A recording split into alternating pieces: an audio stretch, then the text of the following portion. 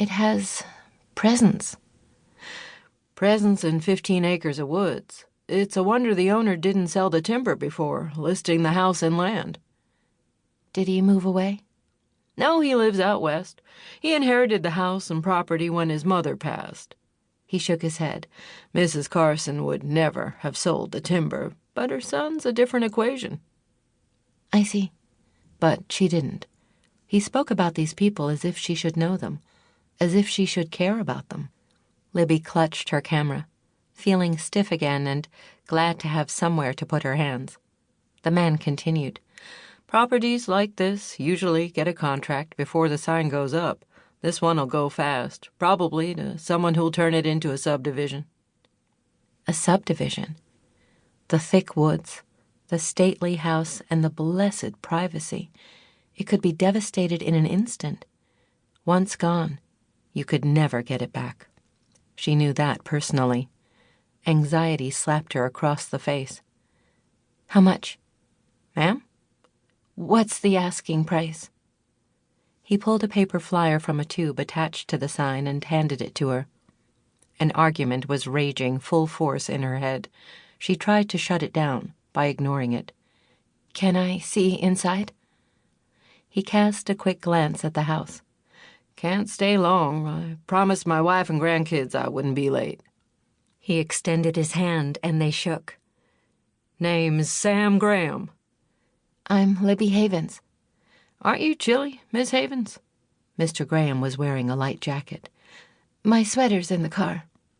She put the camera on the back floorboard, grabbed her sweater and put it around her shoulders as they walked up the slope.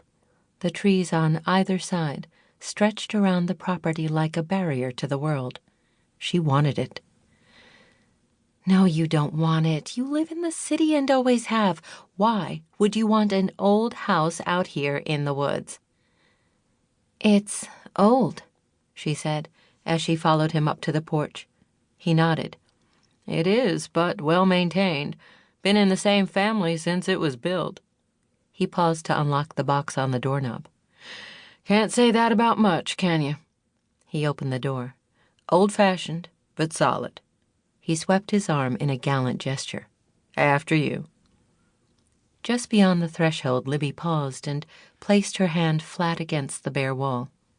She held her breath and waited.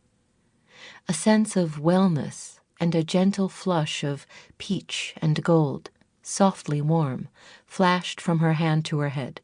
The sensation and colors might only exist in her imagination, as some insisted, but they reassured her nonetheless. She walked further into the foyer. He asked, Are you okay? Had he noticed what she'd done? She smiled to cover her awkwardness. I'm fine. Yes, ma'am. In fact, you look happy. Oddly enough, she felt happy. The city, with its constant noise and crowds, confused her, but it had never occurred to her that the solution was to live in the middle of nowhere. Crazy idea or not, she found herself actually examining the interior of the house. The foyer or hallway ran directly back, past the stairs on the right. On either side of the entryway were large, square rooms with many windows. Lots of light and no unexpected shadows hiding in the corners. The wood floors had scarring and uneven wear. The walls were grim, begging for fresh paint and wallpaper stripping. Fireplaces anchored each end. Mr. Graham continued speaking as she went into the kitchen. It was old, with white porcelain appliances and faded linoleum, but it was usable. She looked in the fridge and rubbed at a spot on the stovetop where the enamel had worn through.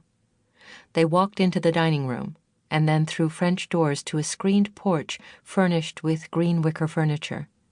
He checked his watch and frowned. Are you seriously interested in buying this property? I think I am. Do you have a realtor? Libbie shrugged. I didn't know I was in the market. If you're serious about this, put down a deposit. A check will do. That'll hold it while you look into financing. Financing won't be a problem. He eyed the scuffed and stained sneakers, her non-designer jeans, the wrinkled shirt, and the hair that curled and fought to do its own thing.